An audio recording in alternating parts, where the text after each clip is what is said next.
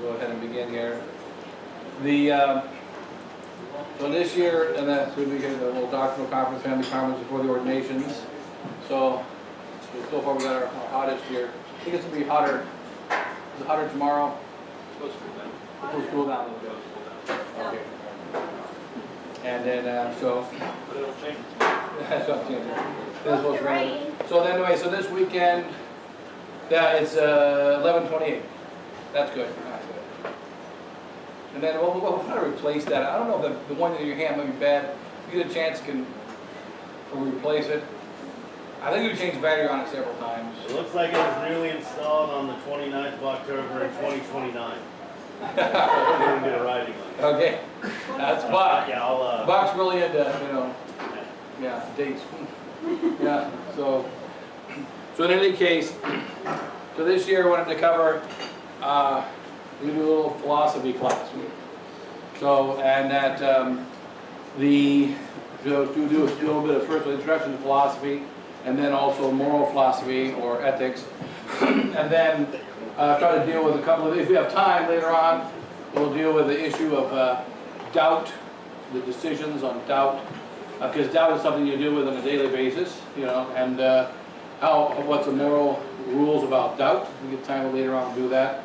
But to begin with, just a basic introduction to philosophy, and that and then applying to not dealing so much with scientific contism, full treatise on scientific contism, but with two particular problems of the scientific contism, and also the problem of the liberal side on the indult, which is very similar, and that scientific contism considered from the philosophical perspective.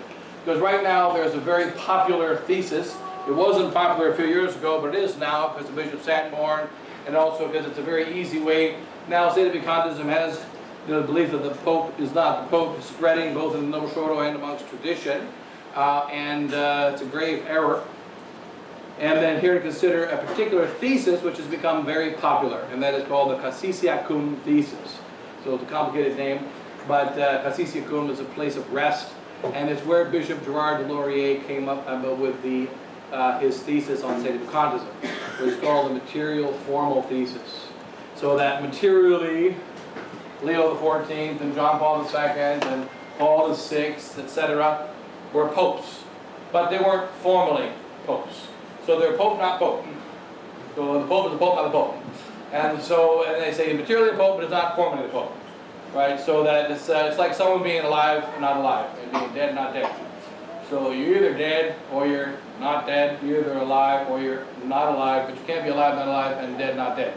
So we have to, in other words, it's something which God could not do. God cannot make a square circle.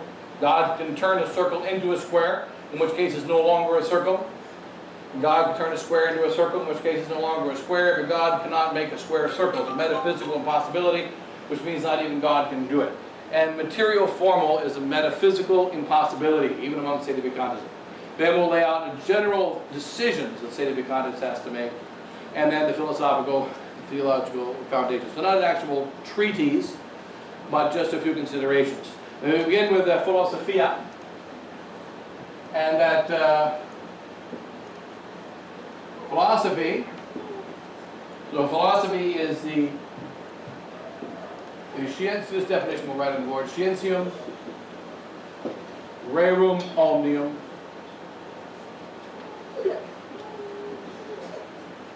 per altissimas causas.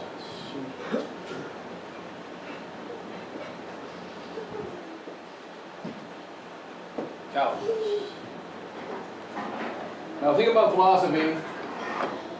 Where's my stick? It was here. Ben had it. Because he pushed the button there. All the way at the end. See, he pushed the button. Ah, okay. So then philosophy, the scientium rerum omnium per altissimas causas. So it's the science of all things. Here's the key words. Omnium. That means all things through the deepest or highest causes. So, every human being has philosophy. Philosophy means the love of wisdom. Philo, love, Sophia, wisdom, the love of wisdom. But philosophy is a science of all things through the highest causes. And one of the great lies of the last 500 years was to diminish philosophy to where people tell you that it's not very important. In fact, when we say you reach the age of reason, when you're 7 years old, or 5 years old, or if you're from Kentucky, 15, when you reach the age of reason, right, then you reach the age of philosophy. Philosophy. And by the way, philosophy is only singular. No one can have two philosophies. Everybody has only one philosophy, and human beings are philosophical creatures. We are creatures who are made this way. Remember that it took a long time to get to the lie of where we are today. And the key was to kill St. Thomas Aquinas and to kill the nature of the way human beings are. We are receivers of the knowledge of the world outside of us. We understand that world, and we act according to that understanding. Man is called, what kind of a creature is man? There's two definitions of man, right? So man is a rational or political animal, right? Man is a rational animal, right? So man is, what makes human beings different from other creatures is that we are rational. So that when you eat a hamburger and when a dog eats a hamburger, it's a different thing. The dog simply follows his impulses, follows his instincts, and he eats a hamburger. Human beings cannot do that. We have to make a rational choice. We have to decide to eat the hamburger. And there are many steps to that decision. We'll consider that in another class. We're going to do the moral philosophy. That, how do you go about deciding to eat a hamburger? It's a 12-step program, just like AA. You have to go through 12 steps in order to be able to get out of bed in the morning. You got to go through 12 steps to eat a hamburger. And so we can't go through every one of the 12 steps, but the general movement of what happens. What is it? We human beings are rational animals. What makes us different from the other creatures is rationality, the fact that we can think. And this thinking applies not only to spiritual things, it applies to breakfast. So that when you eat breakfast, you have to decide to eat the hamburger and not the plate, whereas a dog doesn't have to decide that. Because if you want to, you can eat the plate. We have the example in the sacred scripture where an angel came to Daniel, an angel came to St. John, the apostle. He did the same thing. Angel came to Daniel the prophet, and he said, here is a papyrus. Eat it. When an angel says eat it, you eat it. Because he's going to kill you if you don't. So he wasn't naturally inclined to eat paper. But when the angel said eat it, he felt spiritually motivated. And he ate it. If you told a dog to do that, you could kick him, you could beat him, but he wouldn't understand. You could kill him too. He wouldn't comprehend. He couldn't decide to eat it. But a human being can. So we have the ability to decide to eat paper if we want. So that even when we eat, we're always using our mind. And so human beings are rational. They are animals, we have bodies, but we are rational. So say John the Evangelist could have been told, eat that paper, and he ate it. Eat the book, he ate the book. And so it's possible. It's also possible to be starving to death, to someone to give you a hamburger, and you refuse to eat it. So whether you eat or refuse to eat, you have to make a rational choice. What makes us human beings different from the other creatures, other than the angels, is that we are rational. What makes us different from the angels is that we are animal. Unlike angels, We have bodies and passions. Unlike animals, we have a mind and a will. And so we are connected to the real world around us. We've got an intellect and we've got a will, right? And these things are rational. In Latin, it's called liberum arbitrium, which means free judgment. In English, we say free will. Free will as if it's only one part of you. Your heart decides. No, it's judgment free. Judgment free. Free part's the will, the heart. Judgment is the intellectual part. Unless you have both, you've got nothing. So we human beings are rational animals, and we live in a real world. How do we connect to that world? How do we act in that world? What makes us do the things we do in that world? It is our philosophy. So you could say the age of reason could be called the age of philosophy. St. Thomas Aquinas, for instance, says, the very first choice that you make when you reach age of reason, 6 years old, 7 years old, is always the final end. That means God or yourself. There's only two ends. God, purpose of all my actions, or me, purpose of all my actions. This act can never be a venial sin. It can only be an act of virtue or a mortal sin. So the first rational act of a child cannot be a venial sin. It's either a mortal sin or an act of virtue. If the child is raised in a Catholic family, a moral family, 99% of the time, his first act is going to be a good act. If he's raised in a bad family in bad circumstances, 60, 70% of the time, his act is going to be a bad act. But he's still going to make a free will act that only he can make, and he's going to decide, why do I do all the things I do? So philosophy is the scientium. This is where it all begins. Our philosophy has to be first. You have to wait till you're 7 years old before you can make a free will act, because you have to fill your mind with enough information. Once it has sufficient information, then you can make a choice. Without sufficient information, you cannot make a choice. You don't have to know everything, but you have to know many things, and then bam, you can make a choice. So philosophy is where it all begins. You begin to learn philosophy when somebody says you electric outlet bad, and like I did when I was a kid, did a test, and I found out that it was right. They were speaking the truth. And when a child takes everything and puts it in his mouth, what's he trying to do? He's trying to learn the nature of that thing. What is it? I learn it by seeing. I learn it by touching, by tasting. So we naturally are going to taste it. What is this?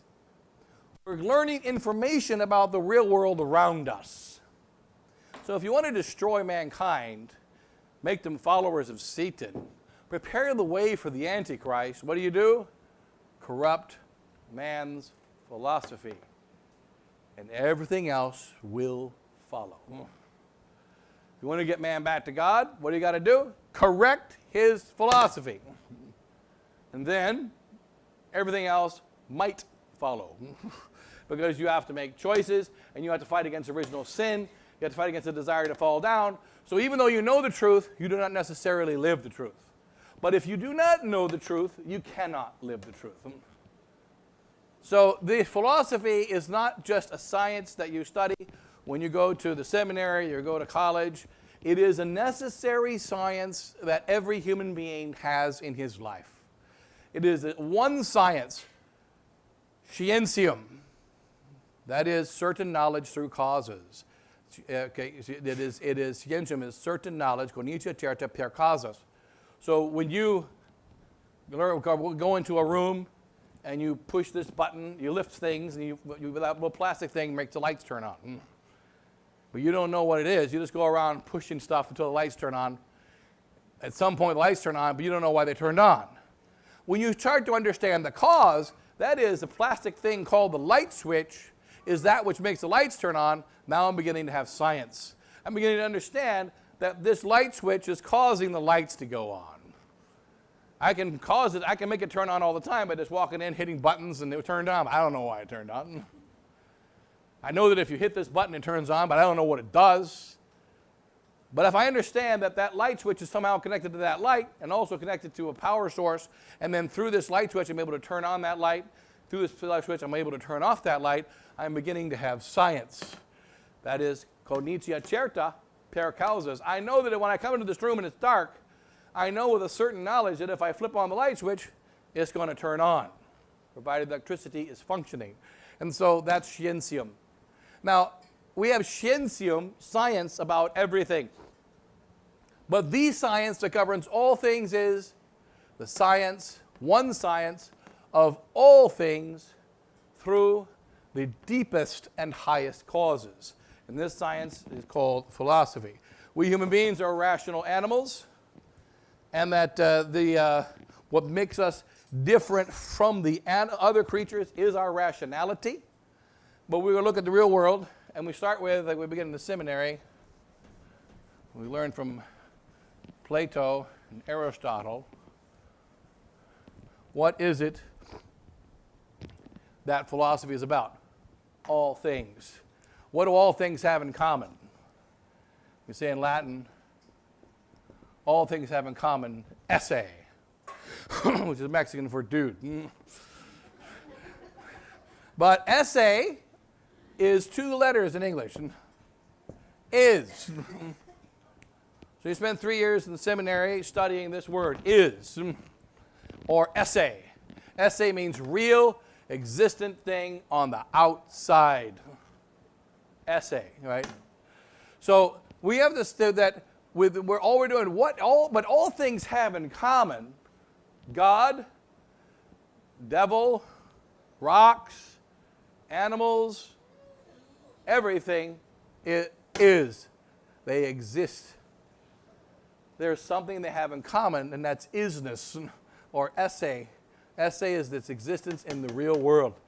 And when you be born, when you're in the mother's womb, your mind is 100% perfect. Your will is 100% perfect. But you're not able to see is. You're cut off from esse. Hence, unless you're St. John the Baptist, you don't have any knowledge. Unless you get inspired, infused knowledge in the womb, like St. John the Baptist, you can't know anything, though your mind is 100% perfect all those 9 months. There's nothing wrong with it. However, it has no knowledge because it's got to get the esse sucked into it. So when you go out into the real world, the esse comes into it. You go into the world, and the esse comes in through the senses.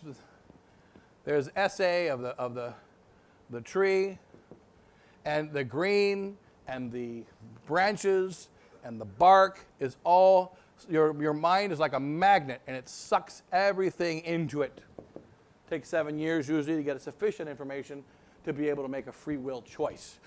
But you've got to, whether you want to or not, you suck it in. That's why John Donne has this poem, the Englishman John Donne, the eye it cannot choose but see, we cannot bid our ears be still. Our bodies feel where'er they be, against or with our will. The eye it cannot choose but see. It's going to see whatever is in front of it. The ear necessarily receives. It's not a matter of choice. You can only decide where to turn your head, but you cannot decide to see. You can decide to close your eyes. You can decide to turn your head, but you cannot decide to see. You can decide to close your ears. You can decide to open your ears, but you cannot decide to hear. The information comes in. And this information coming in is filling us with the reality of what is in the outside in the real world. And one thing about the real world is that there are degrees of isness. Everything is. God is, an ant is, a rock is, an angel is, a speck is. Everything is. But they're not the same degree of is. Some things have more esse than another. And hence we start with the degrees of being from Plato, Aristotle. And we lay out a hierarchy of being. The very top is God. He just is. God is ipsum esse per se subsistens. That's what he told Noah. Ipsum esse per se subsistens. He just is. That's why, strictly speaking, if somebody says to you, does God exist? You can say, no, God doesn't exist. Because exist means ex, out of is. Everything except for God comes out of God. God just is. He doesn't come out of anything, right? So that God does not ex is, God is. He is pure being, right? And so the highest of all beings is the being that is being. And everything else that is comes from that is. So ipsum esse, that is existence itself, subsisting through itself. That God is, I am who am.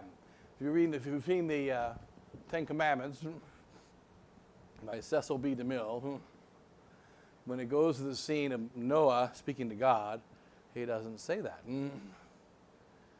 Noah. Or not Noah, Moses. Moses, right? What does he say to Moses? I am who I am. Or I am that I am. What's the problem with that? What's the difference between what it says in the Ten Commandments movie, I am that I am, and I am who am? What's the difference between those two statements? Who does I am that I am apply to? Does it apply to Fido, your dog? Can he say I am what I am? Is a dog what he is? Yes. What about your cat? What about you? Only one difference is Father Parker. The philosophy of Father Parker goes, it's not what it is. So one of our philosophy guys, he says, it's not what it is. But if it's not what it is, what is it? So if I am that I am, that's what it says in that movie. I am that I am. Isn't that nice?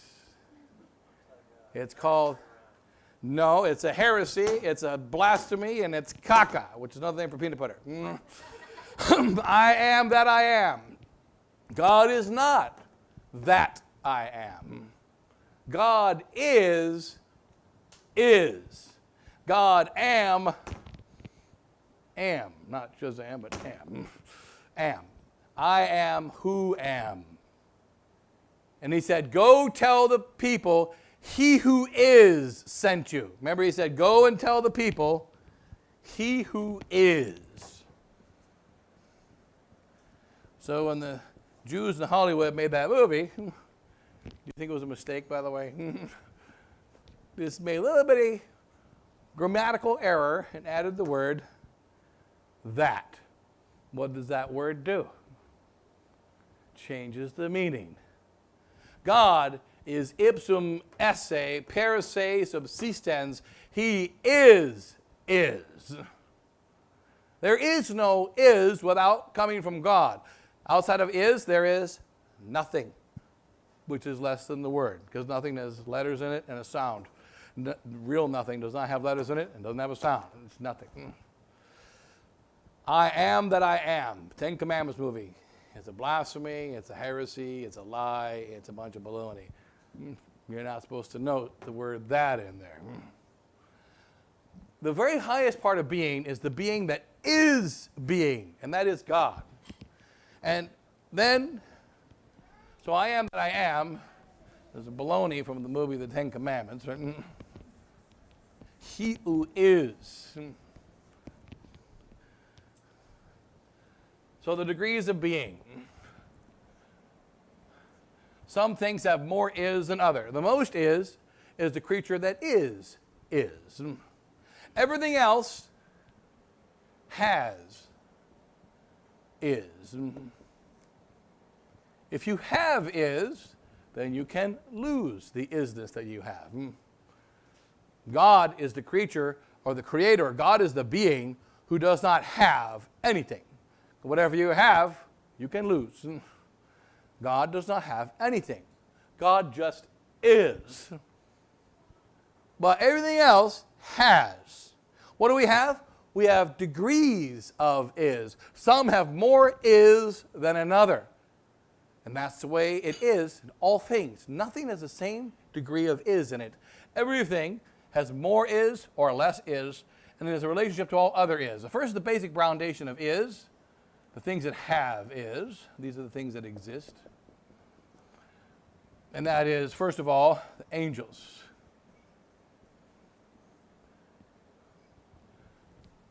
And then below the angels, what comes next? Man. Then the animal kingdom. Then plants. Then the mineral kingdom. Then the non-living things. Non-living. Non-living things in the stars, which equals the non-living things of stars and the planets and so on. Then non-living things in the earth, non-living things in the heavens, non-living things in the earth, the minerals, the mineral kingdom, rocks and so on. So each thing has a degree of isness in it. And there's a principle in the land of is. So God is itself. But this has nothing to do with what people think. Here's one of the problems of modern philosophy. They've learned in the last 200 years, most philosophers teach you, philosophy is a science of learning what smart people think. So modern philosophy equals, you've got to learn the science of the fat guy. What did St. Thomas think? St. Thomas's thoughts. Then you got the science of Immanuel Kant, skinny German dude.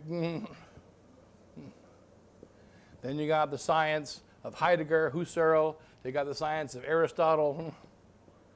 You got all the sciences of, what is philosophy? Philosophy equals, that's what St. Thomas thought in his brain. He was really smart. What Aristotle thought in his brain, he was really smart. What Kant thought in his brain, he was kind of smart. And all these people, that's what people believe philosophy is now. What do smart people think? That is not philosophy. Because philosophy is the study of all things. Not St. Thomas, not Aristotle, not Immanuel Kant, not Plato, none of those guys, right? Especially not Duns Scotus. The fact is, science is not the study, philosophy is not the study of what smart people think. It is a science that is certain knowledge through causes of all real things. Now, we human beings, we have to choose to believe a certain science, hence we can have a false philosophy. We can believe the wrong things. You can believe that the bridge is open. You can believe that the bridge is out. If the bridge is open, to believe it's out is false. If the bridge is out, to believe it's open is false. Both cases, there's only one real truth about that bridge. Your philosophy, however, can be multiple. You can falsely believe that it's there when it's not there, or you can correctly believe that it's there and working when it is there. And you can falsely believe that it's gone when it's not gone, and you can correctly believe that it's gone when it is gone. You can have multiple philosophies about the bridge, but there's only one true philosophy about the bridge. What's the status of the real bridge? And philosophy is the science of studying what's the status of the real world as it really is. Why do we follow St. Thomas and Aristotle and Plato? Because they knew the real world better than anybody else. Just like you take a car to a mechanic. You don't take a car to a mechanic because he's a really smart guy and you really like him. You take a car to a mechanic because he knows about cars.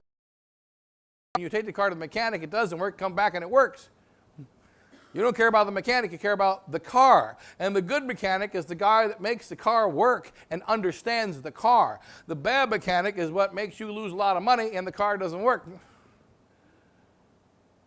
Doesn't matter whether he's smart, stupid.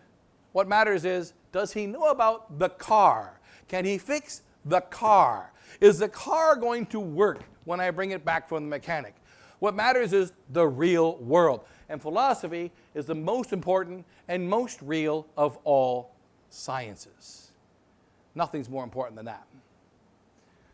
So, and this is one science that covers everything, not just the nature of a car, the nature of, you can study botany, the nature of plants, you can study mechanics, the nature of vehicles and automobiles, you can study, psychology, the nature of the soul. Philosophy is nature of everything. No exceptions. You screw this up, and you've screwed up everything. Well, this is exceedingly important. First, we have to understand is, and this is something people naturally knew before the 20th century. Without anybody teaching you, before the 20th century, people understood this hierarchy of being. Even today, people understand it.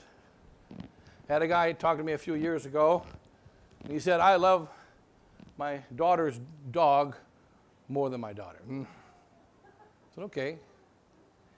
The dog's in California, and he was in New York. This is a few years, it's changed now. This is back in the 90s. Would you buy a $2,000 plane ticket to fly to California to go to your daughter's dog's funeral? Now they would, for sure. But back, he said, hell no. Would you buy a $2,000 ticket to go to your daughter's funeral? Yeah. Right. He would. Why is that? Because he recognizes his daughter has more is, probably because she's 400 pounds.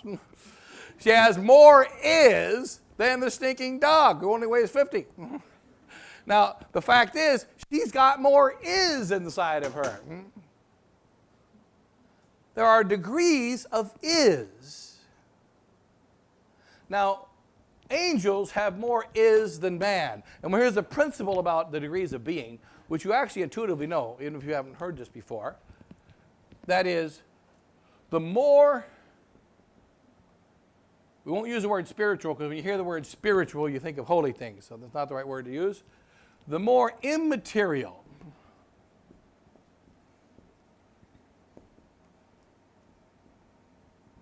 a thing is, equals more real. More immaterial things are more real. And the more material a thing is, the more matter it has, equals less real. So as an example, which has more is in it? An ant or Mount Everest? An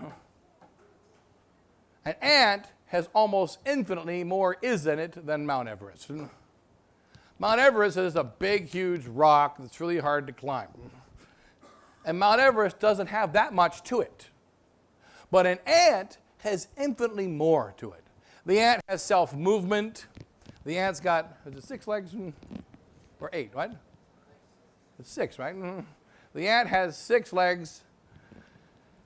The ant works for a living. The ant has all kinds of things about it that if you spend your whole life studying an ant, even if you're not interested in doing that, what do you know for certain if you spend your whole life studying an ant? Well, if you spend your entire life studying an ant, at the end of your life, would you know all there is to know about ants? Absolutely not. Would you even know half? Absolutely not. There is so much to an ant. He's got so much more is in him. There's no comparison between the is of an ant and the is of Mount Everest. Non-living things have less is in them than living things. Plants have less is in them than animals. Plants can't, they have interior self-movement, they grow and have nutrition. They don't have exterior self-movement, they can't walk around or fly. So they have less self-movement than an ant. And then between a dog and a human being. Which one is more immaterial? Which one has more immaterial to him? The human being does. Why? He's got more is inside of him. His soul does not have to follow the instincts of his body. His soul can guide his body to do worse things than it's inclined to do, or to do better things than it's inclined to do. But in any case, his soul is not enslaved to his body, whereas a dog's soul is. So there's more is in man, and there's more is in an angel. So what's the pattern? The more immaterial, more real. The less immaterial, the less real. The more material, less real. The less material, more real. And also we discover that the more material that you have, you tend to be less real. So you see what our Lord talked about poverty for human beings. Why is it important for us to have spiritual poverty? All are obliged to pay in mortal sin to have spiritual poverty. That is, you're supposed to be detached from the things in such a way that you'll give them up rather than giving up God. And then some take the vow of poverty. Why does it make sense then that you would take poverty? Why is those who have the vow of poverty greater than those who do not have the vow of poverty? It's very simple, less material. Because they're less material and they're more immaterial. And this is the nature of things. The nature of things. Now, this is true also of the body. If you take a sledgehammer and you take a baseball bat and swing it at your head, if it hits your head, what's going to happen? It crushes your head open, you're going to die. So what does your body do without you thinking about it? You don't have any weapon. You don't have any stick. What do?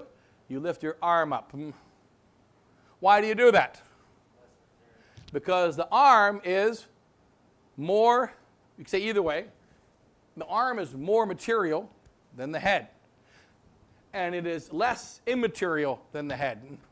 Well, anyone telling you, you know that if I lift my arm, I don't want my arm to break, but I don't have a stick, I don't have any means to block. Without anyone telling me, a stick is coming to my head, bam. Why do I do that? Because my body knows the head has more is in it. It's got more esse than the arm. And more esse takes precedence over less esse. Right? That's why, for instance, the king, right? When the bullet is flying at the king, what does the soldier do? It's not even something to be a great hero. It's like a natural thing to do. Why does a mother jump in the way of the bullet, depending upon which son it is? So, why does the mother jump in front of the bullet?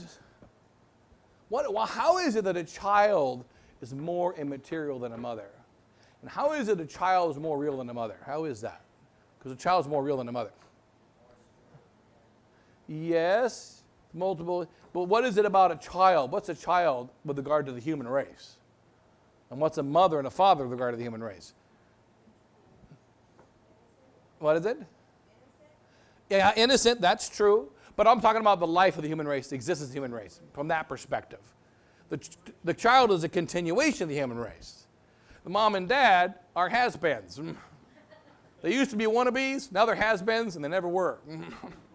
So they went from wannabes to has-beens. So mommy and daddy are has-beens, and the child is the future. So without anyone telling you, a mother instinctively knows the child is worth more than the mother because the child is the future of the whole human race. And if you think about everything, even with regard to our decisions, the more immaterial one is always more important than the material one. And even amongst immaterial things. Like, for instance, which one is more real? If you're going to desecrate, if they're going to desecrate statues and crucifixes, and you can only grab two statues, you're going to grab the statue of Christ and Blessed Virgin Mary before you grab St. Philomena and St. Barbara.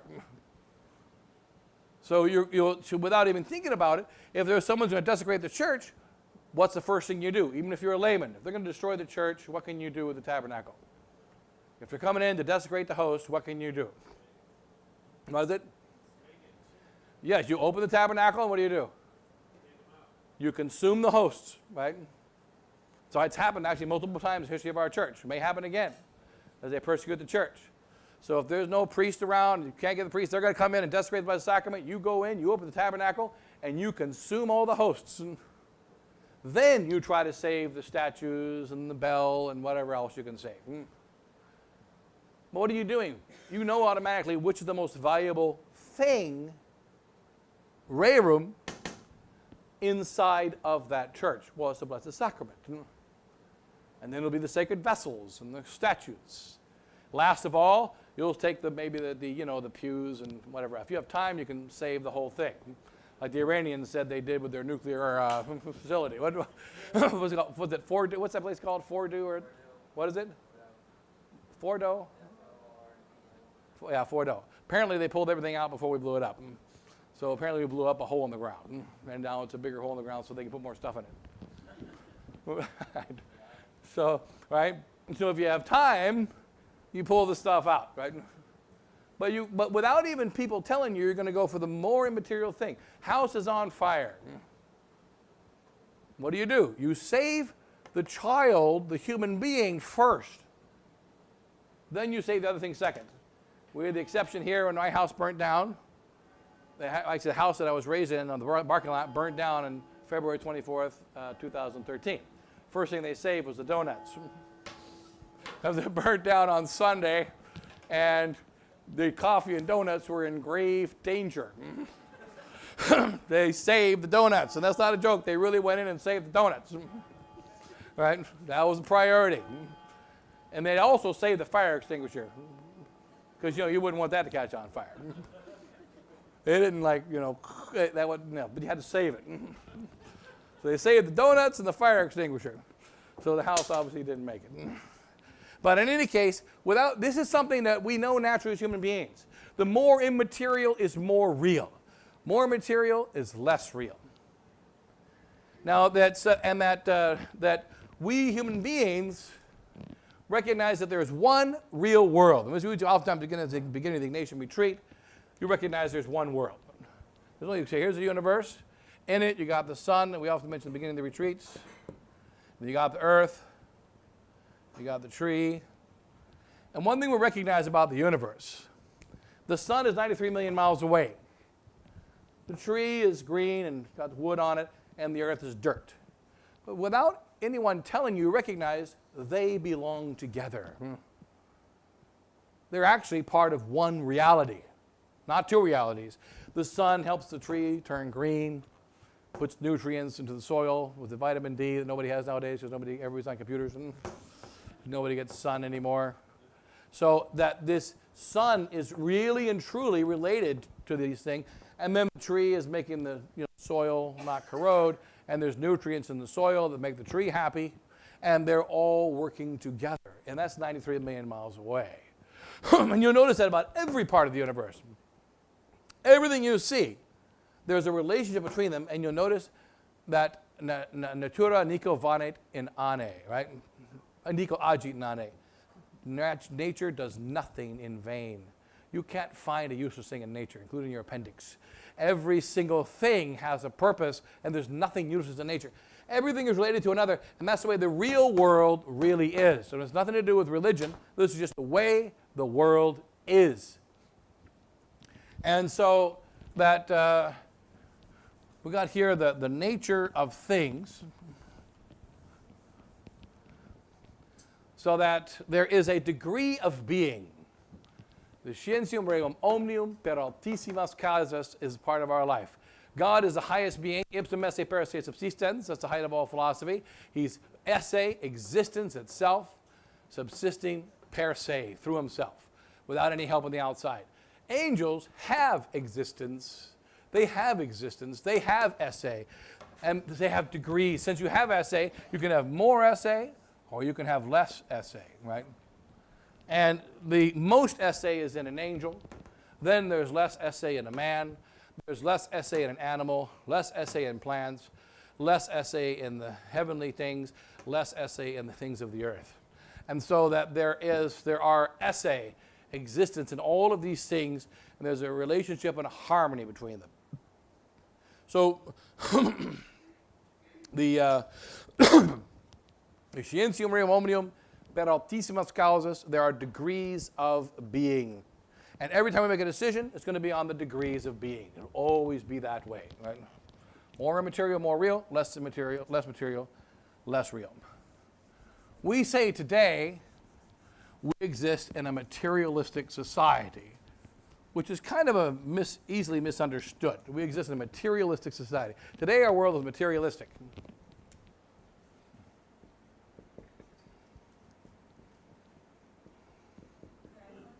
Yes?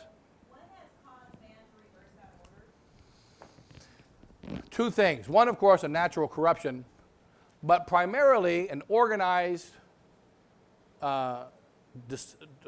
perversion that's taken place in 700 years. Started with William of Ockham back in 1300. And it took 700 years to get where we are today. It was an organized corruption of the human mind. And it's taken 700 years to get where we are today. It doesn't happen naturally. We do naturally get weaker. We do naturally go after material things. But to make this shift requires organization, requires time. And it's described in the sacred scripture. And when we talk about the kings, in the book of Kings, he committed the sins of his father, and he added many others besides. And then his son committed the sins of his father, and he added many other besides. And he committed the sins of his father and added many other besides. So that's what's happened over many generations. To get where we are today was a very long journey. And it's a total destruction of nature. And also it's caused by Satanism. And Satanism is described by Pope Innocent III, it was called witchcraft back then. He has a bull on witchcraft. And he says it's caused by Satanism. Or witchcraft, and witchcraft is called, the definition of witchcraft equals witchcraft or Satanism is defined as the ordered destruction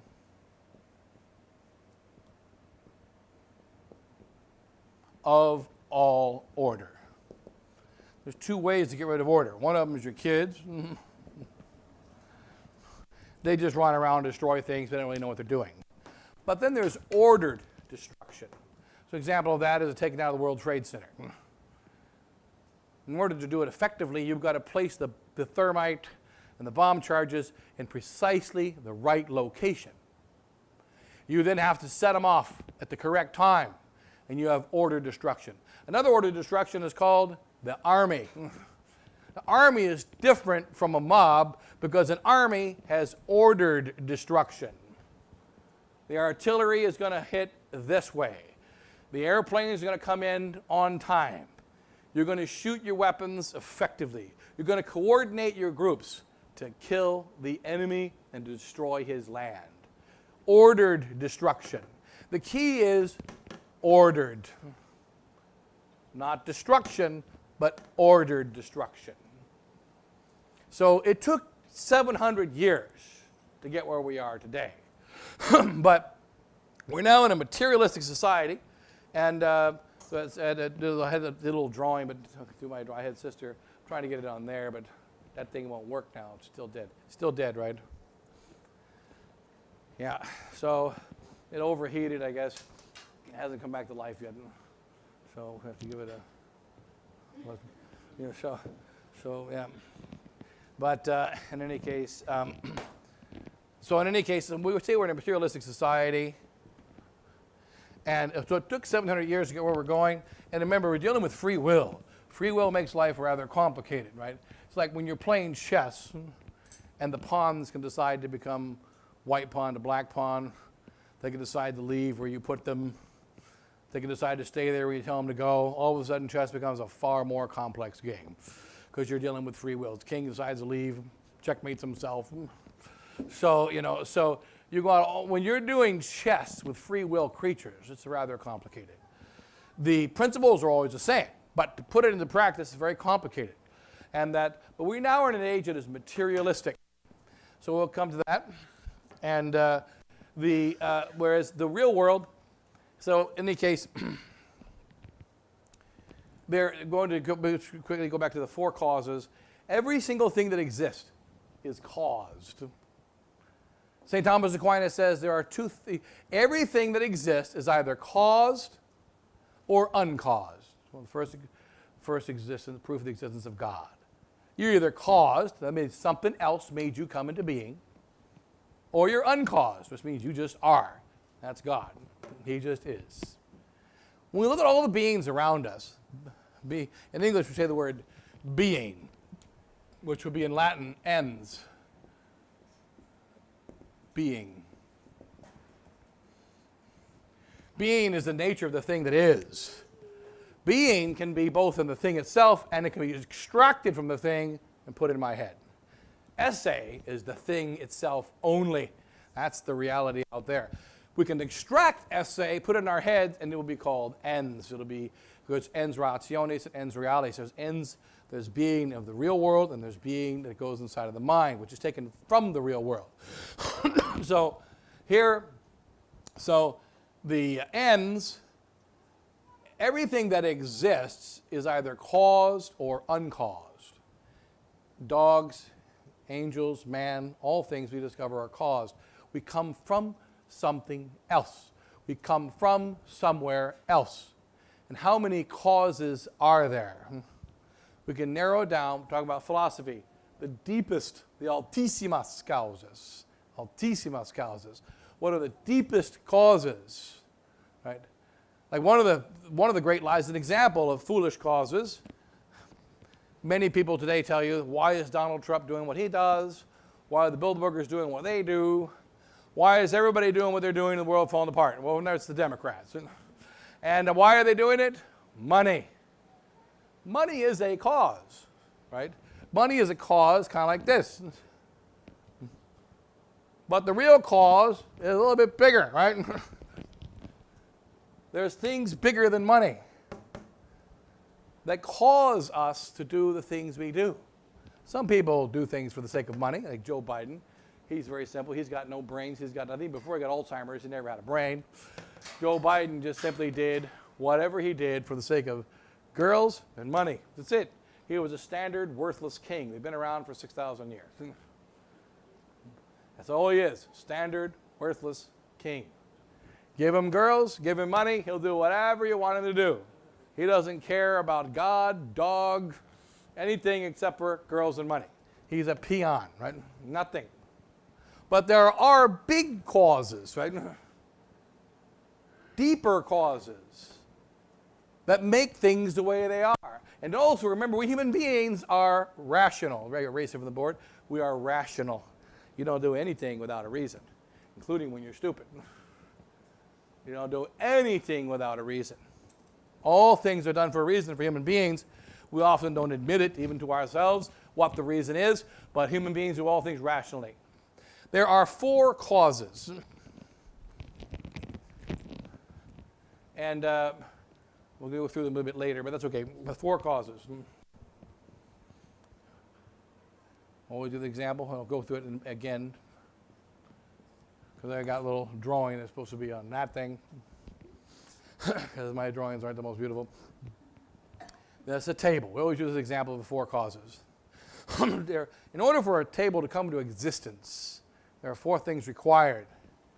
First of all, there is the final cause.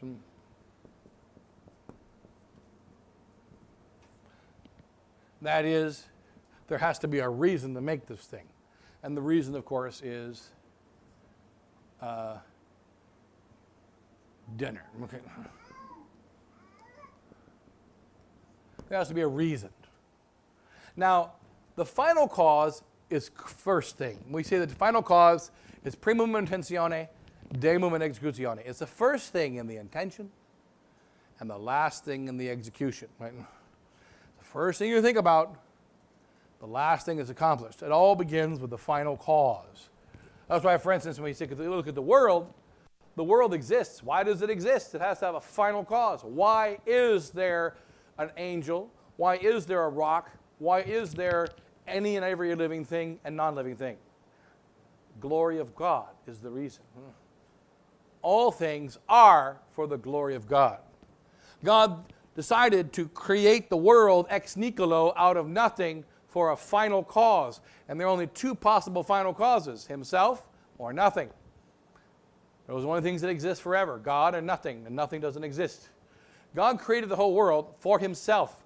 So the final cause is the first of the causes. It's called the causa causarum. This is called the causa causarum, right? This is the cause of the causes. Remember, when you make mistakes, generally, it's because you forgot the final cause. You forget why you did something, right? You forget why you came in the room. You forget why you started a construction project. You forgot why you got married. You forget all kinds of things. And when you forget the final cause, trouble comes in. So it's a causa causarum, and we have to keep it in mind. First cause is the final cause. And that's the primum cause. Then there is the efficient cause. So I've got my little drawing, but we'll have to come back to that. I'll hit it again tomorrow. The efficient cause, and hopefully get this thing working. And the efficient cause is the one who's going to make this final cause happen. So we're talking about a table here. We want place to eat dinner. I need a place to eat dinner like a rational human being, not a drive-through. So I need a place to eat dinner like a rational human being. So that's the final cause. I need a dude to create this thing that's going to make it possible to eat dinner like a rational human being. That dude is called a carpenter. So there's going to be a carpenter, the efficient cause. Then there's the third cause, which is called the material cause.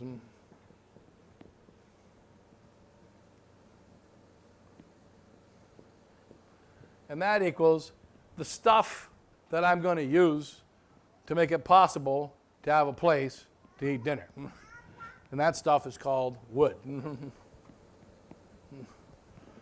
Or stone or plastic. We got a little drawing, which I can't show you right now because of that. Because my drawing's like this. So I had Sister Bernard do a quick drawing at 2 o'clock in the morning when she was asleep, or half asleep. So anyway, we got a problem with that. Material cause. And then there is the fourth cause, which equals the formal cause. That's the cause. That is what the thing is. That's the most important of all the causes, the formal cause, and that equals table. In this case, dinner table. You can have a dinner table, you can have a work table, you can have multiple kinds of tables. So this is a dinner table, right? Dinner table is what this whole thing is. It's got a material cause, which is 4 wooden legs and a top. It's got an efficient cause, which is a carpenter. It's got a final cause, which is place to eat dinner. And everything that exists has 4 causes. So we've got to analyze what are the 4 causes of everything. And understanding the 4 causes is very important. And that so there is what is it that you need when you're going to do things according to the causes. There's the final cause, physical cause, material cause, and the formal cause. So what equals the cause? What's the purpose of the activity? Everything that exists has these 4 causes. And that that's going to apply. We'll deal with that with regard to the problem of the caesis cum thesis, which is the material formal. And this material cause, we're now in a materialistic society, coming from Charles Darwin, from Immanuel Kant, from modern guys. And the material cause of all the 4 causes, the least important cause, and the very last cause in time is the material cause. In an upside-down world, what's the devil going to do? Make the material cause the most important cause. So one simple example. In 1918, they decided that there are too many drunks in the world. What's the material cause of drunkenness? What do you need to get physically to get drunk? You need alcohol. A materialistic society decided the cause of drunkenness is beer and whiskey. How do we get rid of drunkenness? Remove the material cause, and there can be no drunkenness. So if you make alcohol illegal, make drink illegal, then obviously what's going to happen? There will be no more drunks. Why? Because we're a materialistic society. Translation, stupid society. And a materialistic society says the material is what matters. The thing is what matters. The material is what matters. And this applies to everything. Material cause. It's the least of the causes. Now it's made the most important of the causes. Another example. We need to stop murders.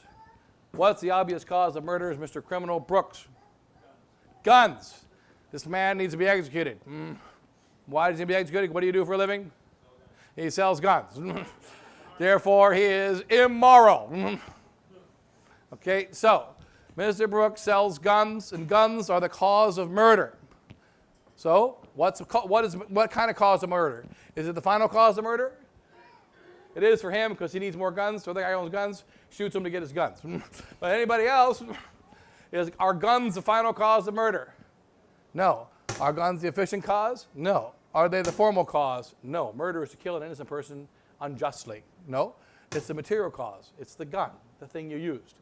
Now, if the material cause of guns was the cause of murder, then what would be impossible to happen in the year 873? What could never happen in 873? There could be no murder in 873. Impossible. Why not? Because the cause of murder equals guns. 873, there are no, and there were no guns. Therefore, in 873, it was impossible to become murdered. The only problem is, how did husbands die in China in 873? Their wives took an iron skillet and did what? Implanted it on their head. We had a lady in Kentucky here in 1820 who their house was attacked by, around 1820s, was attacked by 5 Indians. Her husband got shot and wounded, laid on the ground. He had his Kentucky long rifle, and he had it aiming towards the chimney. His son, 5 years old, held up the rifle front. And Mommy stood at the door with a skillet. The Indians finally broke in. The first guy jumped in, no hoopla. Second Indian jumped in, no hoopla. Third Indian jumped in, no hoopla. Fourth Indian said, why is there no noise in there? Because what did she greet him with? She greeted him with the iron skillet. When they came in, so 3 of them are dead. There are 2 more Indians. They realized the dad was wounded, and she could only guard the door with the skillet. So they sent the next Indian down the chimney. Kentucky long rifle, 5-year-old cold kid holding the rifle part, daddy with the trigger. What happened to the 4th Indian? But he also became unhappy. He went down the chimney like Santa Claus, but he didn't go back up. The other guys decided to leave and find something else to do. Now, he had a gun. He killed one of the Indians. How'd the other 3 die? Iron skillet, right? So the fact is, if guns were the cause of murder, then in 873, murder would be impossible. It turns out in 873, murder was a pretty popular activity at the time. It happened in 873. The material cause of guns didn't cause murder. So material cause is involved in murder because to murder someone, what do you have to do? What did the girl do? What did she use? What material cause did she use? Nice, heavy iron skillet. She used a nice heavy iron skillet to send someone into the next life. The guy used a Kentucky long rifle to send the guy to the next life. Other people have used knives. You can use a car. There are many things you can use. A rock. The material cause is, of all the causes, the last and least important of the causes, and it depends 100% on the other three causes. Murder would be killing an innocent person. Self-defense would be defending yourself. What's happening is you're defending your life, formal cause. You're killing an innocent person, formal cause. You're using a rock, you're using a gun, you're using a car. There's a lot of options. You're using a pill, you're using medication. There's about 1 billion options in material cause. Efficient cause, there aren't so many options. So efficient cause, there's less options. The final cause, there are less options there as well. But there's these efficient and final and formal causes are the ones that matter, and the least important is the material cause. And it's the least involved in the crime. It is involved, or in the good act, either the good act or the crime. The material cause is involved, but it's the least involved and the last involved. We are now in a materialistic society. And this society is given to us by, I'm going to take a break here, Charles Darwin. He really led us on the path of men being materialistic. Because the teaching of Charles Darwin is that what caused a dog to have 4 legs? It wasn't caused on the outside by God. It wasn't caused by aliens. It wasn't caused by any external cause. The dog itself decided to grow 4 legs because it was more efficient than having 3. So he grew 4 legs. He added his teeth. He added his stomach. The cause came from the inside. How did the first living thing come into being? A rock decided it was bored and wanted to go places. So the rock, therefore, became dirt. And the dirt became grass. And the grass became an ant. So that somehow, if I have a material cause, it's going to somehow cause everything else. We're in a materialistic society where we believe what matters is the material, right? The material. If you have a really big gun and a really big sword, you can defend yourself, right? What if you're paralyzed? What if they drop a nuke on you? What if they send a drone? So you can't necessarily depend on the material cause to defend you or protect you. But there are 4 causes to everything. Most important, the formal cause, what it is. This is dining table. The nature of it tells me a lot about it. I can use it for a lot of things. It's a dining table. It has 4 legs on it. If I don't have a baseball bat and the neighbor comes in to rob my china, what can I do with one of those legs? Or you can take the whole table, like in the cowboy movies. You can take the whole table and you can smash it over his head, use it as a weapon. You can pull off the stick. And what is it all dependent upon? The nature of what it is. This is wood. The formal cause that tells me what I can do with it. The material cause is the least cause of all of the things inside of it. But in any case, we'll close for a few minutes here and then take a few minute break. I need some. Let's go ahead and say a quick prayer, then we'll take a few minute break. What did it seem to, when we started, was it 11? 11:30. It was 11:30. Okay, yeah, okay. Let's go ahead and say a prayer here then. In the Father, the Son, and the Holy Ghost. Amen. Glory be to the Father, and the Son, and the Holy Ghost. St. Vincent Ferrer, St. Jude, Lady of Victory, Lady of Sorrows, Lady Help of Christians, and the Father, the Son, and the Holy Ghost. Amen. So we'll switch over next time to the moral philosophy here. Now we'll see what we should do.